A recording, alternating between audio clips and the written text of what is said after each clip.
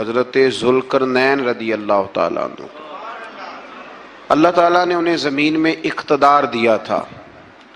4 لوگ دنیا میں ایسے ہو چکے ہیں جنہیں اللہ تبارک و تعالیٰ نے پوری دنیا میں اقتدار دیا، ایک وقت میں پوری دنیا کا ایک ہی بادشاہ۔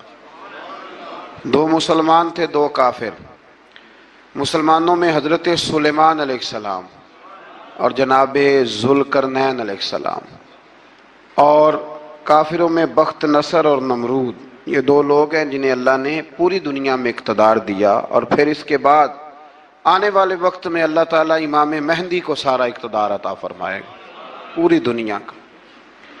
حضرت ذوالقرنین کے بارے میں 2 روایات ہیں، ایک تو یہ ہے کہ وہ نبی تھے اور ایک یہ ہے کہ نہیں وہ ولی تھے، لیکن مجھے حضرت مولا علی شیر خدا رضی اللہ تعالیٰ عنہ کا قول ملا ہے جس میں آپ نے فرمایا ہے کہ نہیں وہ نبی نہیں تھے، تو اس لیے میرا نظریہ یہی ہے کہ وہ اللہ کے ایک نیک بندے تھے۔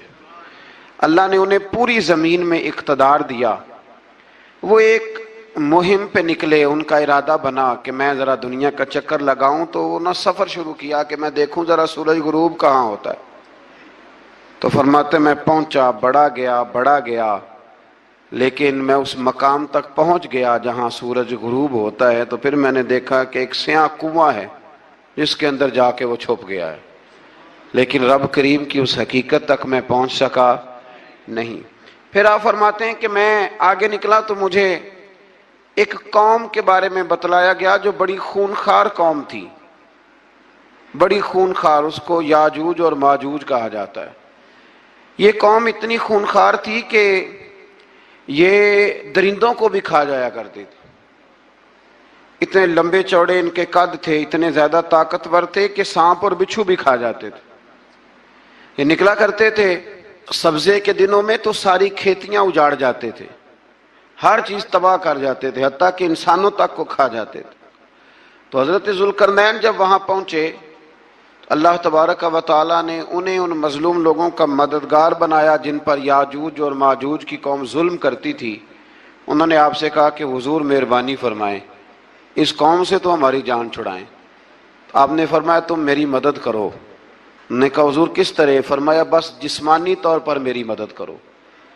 تو آپ نے پھر وہاں ایک دیوار بنائی، ایک دیوار، لوہا کاٹ کر، سیسا پگھلا کر، پتھر ڈال کر ایک بڑی موٹی تازی دیوار بنائی، اور اتنی اونچی بنائی، اور پھر اس کے چاروں جانب آگ جلائی تاکہ وہ لوہا اس طرح پگھل جائے کہ وہ دیواروں کے ساتھ چپک جائے، تاکہ کوئی آدمی پیر رکھنا چاہے تو پیر رکھ کے اس پہ چڑھ نہ سکے۔ آپ نے وہ دیوار بنائی۔ اب اس قوم کا حال یہ ہوا کہ وہ اس کے اندر قید ہیں، وہ صبح جب اٹھتے ہیں تو اس کو توڑنا شروع کرتے ہیں، توڑتے رہتے ہیں، تو جب شام ہوتی ہے تو ان میں سے ہر روز ایک شخص کہتا ہے اتنی رہنے دو، باقی کل کریں گے۔ لیکن جب وہ سویرے اٹھتے ہیں تو اللہ تعالیٰ اس دیوار کو پھر سے مضبوط فرما دیتا ہے۔ نبی کریم علیہ السلام نے فرمایا قرب قیامت میں ایک وقت آئے گا، قیامت کے قریب جا کے ایک ٹائم ایسا آئے گا کہ اس مخلوق میں سے ہی ایک شخص پکارے گا اور پکار کے کہے گا کہ اب سو جاؤ انشاءاللہ۔ اللہ ان کی زبان پہ جاری کہے گا اب سو جاؤ اور سویرے انشاءاللہ یہیں سے شروع کریں گے۔ تو فرمایا وہ چونکہ انشاءاللہ کہیں گے تو پھر اللہ تبارک و تعالی اگلے دن اس دیوار کو وہیں پہ رکھے گا جہاں رات کو انہوں نے اسے چھوڑا تھا۔ اگلے دن وہ توڑیں گے تو دیوار ساری ٹوٹ جائے گی، اور پھر اللہ تبارک و تعالیٰ کا فضل ہوگا تو مسلمان کی طرف وہ بڑھیں گے، وہ قتل و غارت کریں گے، پھر سے وہی درندگی کریں گے، تو پھر حضرت عیسیٰ علیہ السلام ان کے لیے دعا کریں گے۔ تو دعا کا یہ حال ہوگا کہ ان کے وجود پر کچھ ایسی چیزیں برآمد ہوں گی جن کی وجہ سے وہ مر جائیں گے، ختم کر دیے جائیں گے، قیامت کے قریب جا کے وہ دوبارہ آئیں گے۔ اس کے بعد پھر اللہ تبارک و تعالیٰ نے سورہ کہف کی آخری آیات میں 7 سمندر اور ان جیسے اور بھی آ جائیں، فرمایا 7 سمندر ہوں اور ان جیسے اور بھی آ جائیں اور مل کر وہ روشنائی بن جائیں تو میرے رب کے کلمات ختم ہونے سے پہلے سمندر ختم ہو جائیں گے۔ اور آخری آیت میں اللہ تعالیٰ نے فرمایا کہ اے رسول صلی اللہ تعالی علیہ وسلم آپ کہہ دیجئے کہ میں تمہاری طرح ہی ایک बशर हूँ, आना बाशरुम मिसलकुम, मैं भी तुम्हारी तरह एक। अब मिसलकुम का बहुत सारे लोगों ने तर्जमा अपनी तरह का कर लिया है, हालांकि हुजूर सल्लल्लाहु ताला अलैहि वसल्लम ने फरमाया कि बशर होने में मैं तुम्हारी तरह हूँ, रसूल होने में तुम्हारी तरह नहीं, अल्लाह का हबीब होने में तुम्हारी तरह। और वो ये जो मैं कह रहा हूँ ना नहीं, तो ये सही बुखारी के लफ्ज़ हैं। हुजूर ने फरमाया अय्युकुम मिसली, कौन है तुम में जो मेरी तरह हो, ये सही बुखारी के लफ्ज़ हैं। अल्लाह तबारक व तआला समझने की तौफीक अता फरमाए। फिर इससे आगे सूरह मरियम शुरू होती है। इस सूरत में अल्लाह तबारक व तआला ने हज़रत ज़करिया अलैहिस्सलाम का जिक्र फरमाया है कि वो लावलद थे और बुढ़ापे की उम्र को पहुंच चुके थे। उन्होंने अल्लाह ताला से औलाद की दुआ की जो इनका और आले याकूब का वारिस हो, तो अल्लाह ताला ने उन्हें बेटे की बिशारत अता फरमाई जिसका नाम उन्होंने याहया रखा, बल्कि ये नाम उन्होंने पहले से रख लिया था। ये याहया नाम उन्होंने पहले से रख लिया था। मुझे अब लोग किस सेंस में मसला पूछते हैं ये नहीं मुझे बता, लेकिन मुझसे एक दोस्त ने कुछ दिन पहले पूछा कि पैदाइश से पहले बच्चे का नाम रखना जायज़ है, तो मैंने उन्हें कहा कि हाँ, आप सूरह मरियम पढ़ेंगे तो आपका अंदाज़ा होगा कि हज़रत ज़करिया ने बेटे का नाम पहले ही रख दिया था, क्योंकि उन्हें यकीन कामिल था कि रब करीम मुझे बेटा ही अता फरमाएगा। तो हज़रत याहया अलैहिस्सलाम को अल्लाह ताला ने बचपन में ही नबुव्वत अता की और किताब दी। इनके औसाफ ये बयान किए कि वो पाकीज़ा और मुत्तकी थे, माँ बाप के साथ नेकी करने वाले थे और सरकश नहीं थे। इन पर सलाम हो जब वो पैदा हुए, और इन पर सलाम हो जब उनकी वफ़ात हुई, और क़यामत के दिन जब उन्हें उठाया जाएगा। इससे मालूम हुआ कि नबी करीम अलैहिस्सलाम पर या किसी भी नबी पर सलाम भेजना और उस दिन पर सलाम भेजना जिस दिन अल्लाह ताला ने उन्हें पैदा फरमाया है, ये कुरान मजीद से साबित है। यानी आप ये कह सकते हैं कि जिस सुहानी घड़ी चमका तैबा का चाँद, उस दिल अफरोज सात पे, दिल अफरोज सात पे लाख। तो ये ऐने कुरान मजीद है कि जिस दिन वो पैदा हुए उस दिन उन पर सलाम। अल्लाह ताला समझने की तौफीक अता फरमाए। फिर इससे आगे चलकर हजरत मरियम सलामुल्लाह अलैहा का जिक्र है कि उनके पास फरिश्ता आया। हम तीसरे पारे में भी उनका जिक्र पढ़ आए, फिर एक आध और जगह पे भी इशारतन किनायतन उनका तज़किर आया कि उनके पास फरिश्ता इंसानी शक्ल में आया, और फरिश्ते ने आके कहा कि मैं आपको बेटे की बिशारत देने आया हूँ। कहने लगी मेरे पास कैसे बेटा आएगा, मुझे तो किसी मर्द ने छुआ ही नहीं। तो फरमाया रब ऐसे ही करता है जब वो किसी काम का इरादा फरमा लेता है। तो हज़रत मरियम के यहाँ अल्लाह तबारक व तआला ने हज़रत ईसा अलैहिस्सलाम की विलादत फरमाई। हज़रत ईसा बग़ैर बाप के पैदा हुए और हज़रत आदम अलैहिस्सलाम गैर माँ बाप के पैदा हुए। तो ये अल्लाह की कुदरत की निशानी है।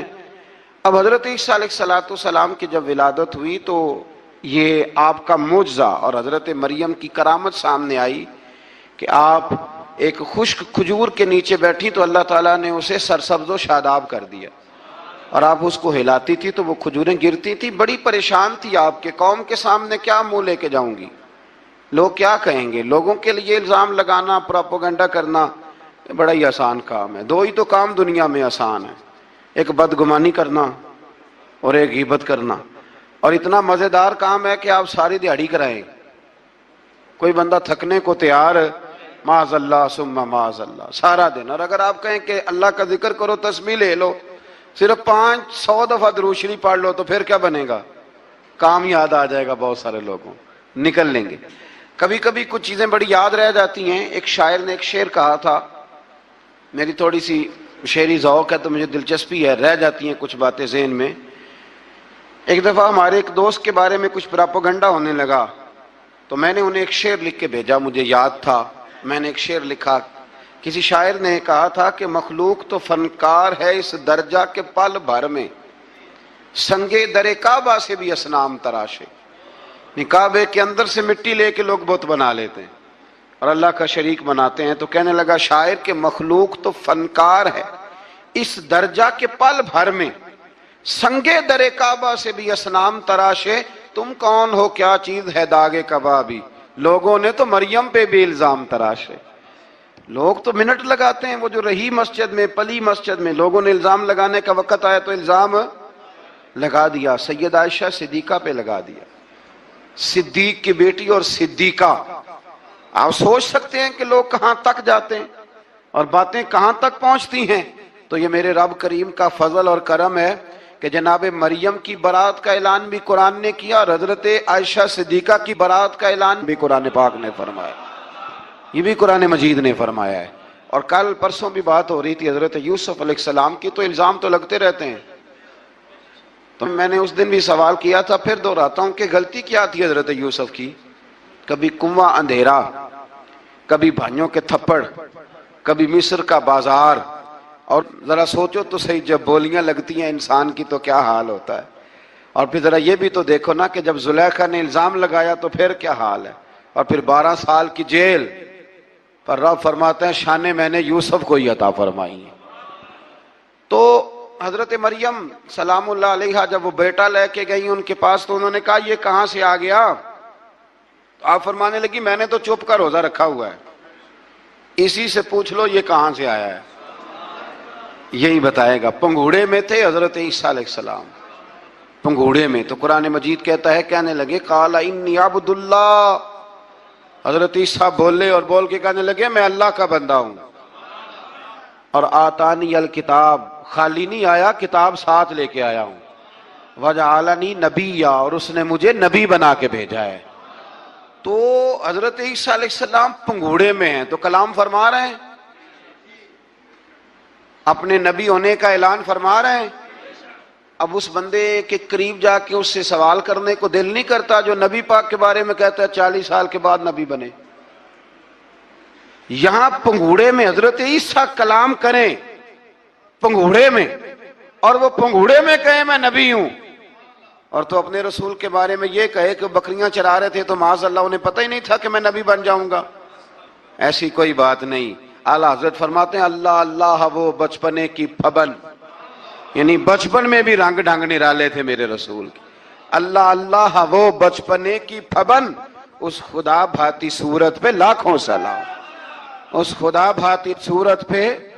اور مرحوم اعظم چشتی نے بھی ایک جملہ بڑا خوبصورت کہا, اس نے کہا تیری حیات پاک کا ہر لمحہ پیغمبر لگے. تیری حیات پاک کا ہر لمحہ پیغمبر لگے.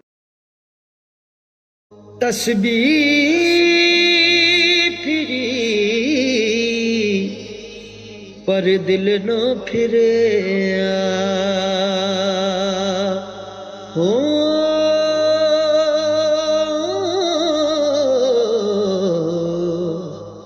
لینا کی تسبیح ہتھ پھڑ کے ہو,